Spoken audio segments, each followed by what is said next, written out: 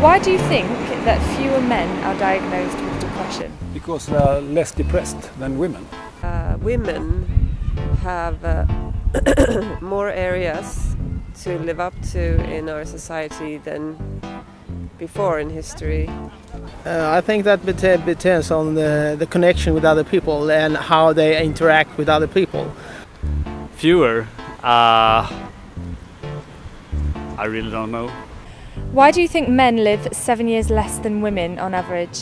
I think that has to do with their way of living. I think women have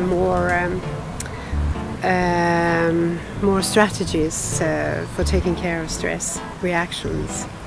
I really don't think it's true anymore, so maybe that's some old myth. Alcohol and alcohol.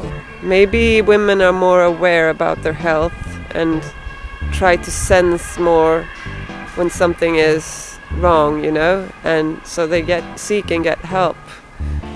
Do you think men are more or less likely to see a doctor or psychologist than women?